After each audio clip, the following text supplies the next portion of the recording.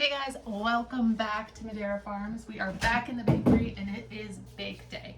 So this week we actually have kind of a small bake going today. I just have about 35 loaves that I'm going to be putting into the oven, which for me is only 2 bakes, which makes things really nice. But today I wanted to talk to you guys about what it takes to run a microbakery, and can you actually quit your job to do this full time? And the answer is yes and no. It depends on how much effort you want to put into running a microbakery. If that's something that you really want to focus all your attention on, you can 100% turn this into a business like I have. You can also run it as like a side hustle, part-time thing, or you can just keep it for your friends and your family. Maybe just do little holiday bakes here and there. The first thing you need to do is make sure that you can actually make sourdough and make it really well. You can fake a lot of things. Sourdough you cannot. There is definitely an art to it. You want to make sure that you're putting out the best product possible, because people aren't going to come back if they don't like it. The biggest question that I get asked anytime I do a microbakery workshop or anything like that is, do you need licensing? And it depends. It depends on your state.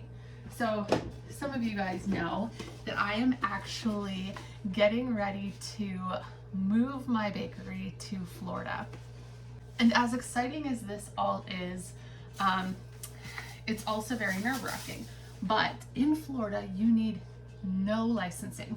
PA is very strict, and other states, New York, New Jersey, other places around me are even more strict. So I just had an event yesterday with a baker who is in New York, and they are not allowed to put like any inclusions in their bread. There's so many restrictions, whereas PA, there's a few restrictions, but it's really not that bad.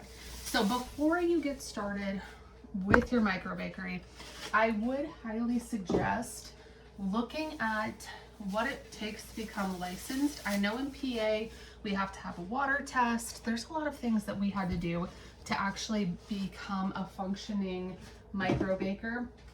And really it's under the cottage laws. So in Florida, all I have to do is put a sticker on my bread that says it was made in a home kitchen. And I'm up and running.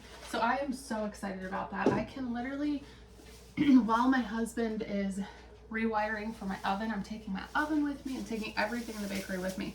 While he is getting all of that set up, I can start running my business right out of my home kitchen, and I will just be using Dutch ovens to kind of get started while I'm waiting for everything else to kind of catch up. But the good thing about all of this is that if you wanted to start your business, you can start it right away. You just need to figure out your licensing. That's it. And a little side note, if you wanted to start this as a little side hustle and you didn't know if you wanted to get licensed or not, you could start by just selling to friends and family. And you're not selling bulk to anybody specifically. You could just have them repay you for your ingredients. Not technically like selling it, but kind of, you know what I mean? So that's another option, just to kind of get your foot in the door. Now in my area recently, I have seen at least 4 or 5 microbakers pop up in the last month. Which we all know can sometimes be daunting. The more saturated something becomes, either it brings more awareness to the product and business so that you get actually more business, or it can harm your business depending on how you sit within the hierarchy of competition. So for me, I'm not really nervous about other people coming in and starting a bakery. There's plenty of customers in our area for everybody to be successful. However, I am kind of nervous that once we start going to markets, it's going to just be all bakers. And not that there's anything wrong with a lot of bakers at a market, but people don't come to markets just for sourdough. They want all different kinds of things. So as I'm moving my business to Florida, I'm already thinking about the markets I want to attend, and I'm already thinking about ways I can stand out in those markets. And for me, there's a few things I want to learn. I really want to get my hands on macaroons. I'm going to start trying to master that when I get down there. I am actually going to be taking a workshop. It's a one-on-one workshop locally, so that I have a good understanding, so that when I get down there, I can start working that into my lineup.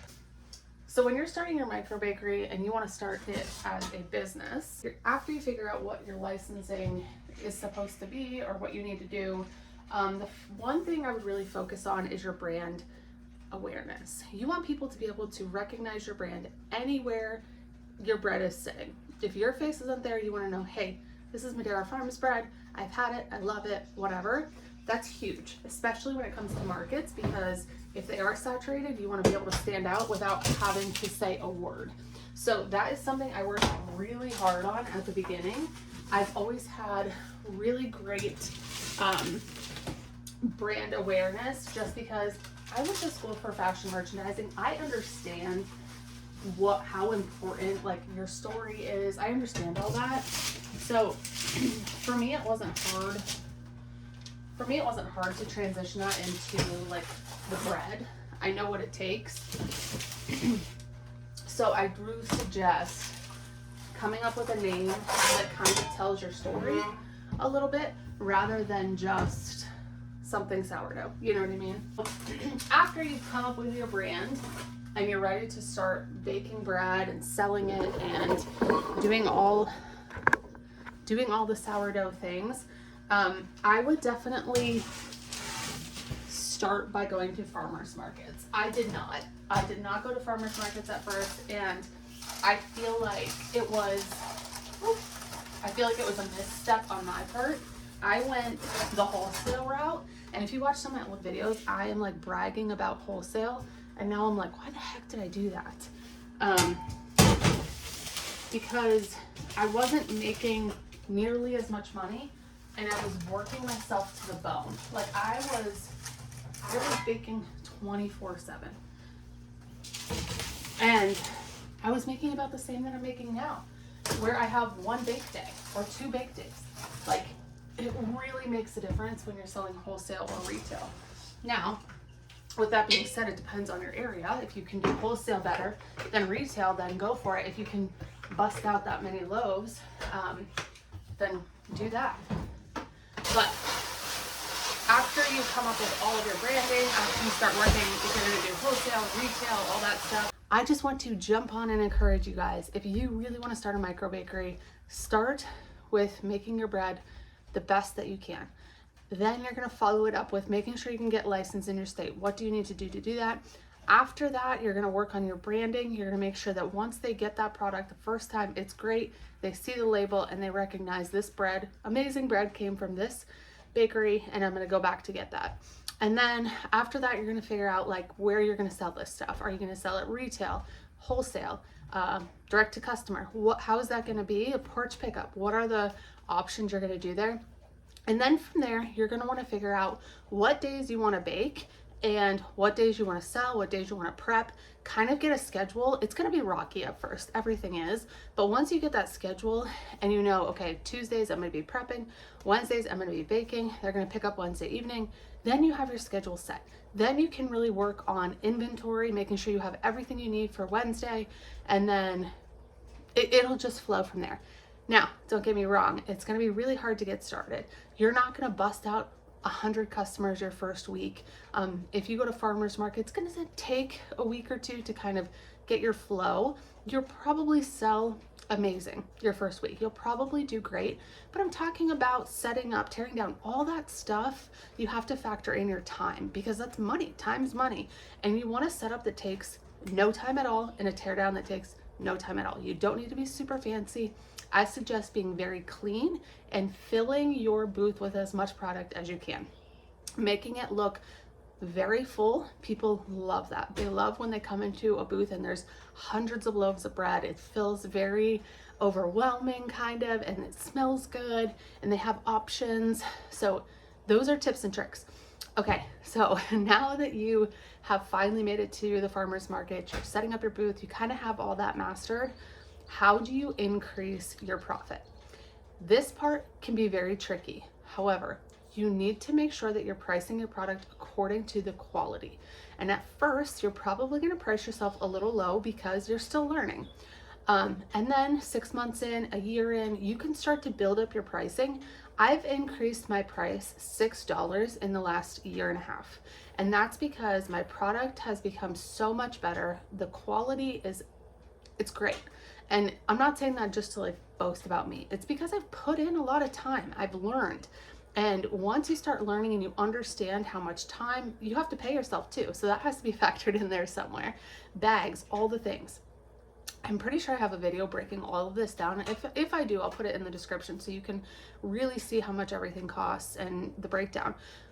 But this video is just to explain what you need to do step by step to get to being a successful micro baker.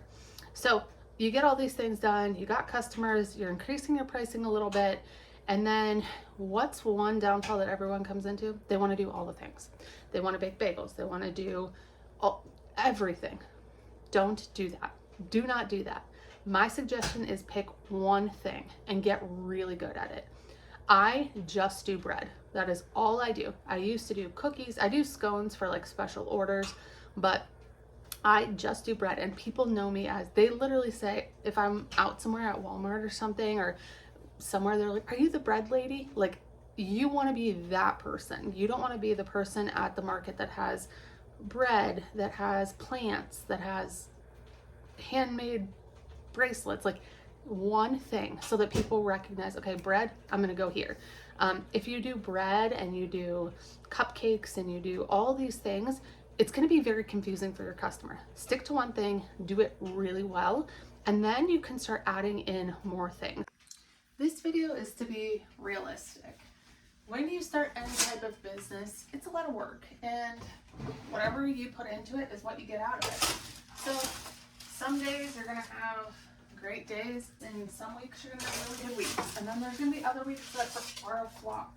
But I just want to encourage you that if this is something you are thinking about doing, if it's something that you've had in mind, to just try. It doesn't hurt to try. It's not expensive. You can do it right out of your home kitchen. And if it's something you really enjoy, then invest. I have so many videos talking about this deck oven and the process I took to get to where I am. It doesn't happen overnight, and it doesn't need to happen overnight for you. I just want you to know that if it's something that's calling you, oh my gosh, look at how beautiful these are. If it's something that's calling you and you want to give it a try, just do it. Just do it. It's not going to hurt anything, especially if you're going right out of your home kitchen. You're not spending a ton of money on equipment or, getting started. In fact, I encourage you to start really small. Don't invest a ton of money. Don't waste all of your resources with all the products and ovens and all the things. Start small, be consistent, and do not go into debt to start a business. I know so many of my friends who had these big, look at how pretty these are, had these big dreams of having a small business, and they went into debt, and now the way things are in the world, they're struggling, and I hate to see anybody go through that. So this is definitely something you can do very quickly, very easily, make your money, and still keep it small and fun. So if you guys have questions about starting a micro bakery or anything, please leave them in the comments. I'm going to get finished baking up here, let these cool, and bag them. But it was so good hanging out with you guys today. Our next video, we are going to be doing an experiment. We talked about this before I went on vacation, and we are going to do that experiment. So hit that subscribe button. Make sure if you enjoyed this video to give me a thumbs up, and I will catch you in the next one. Bye, guys.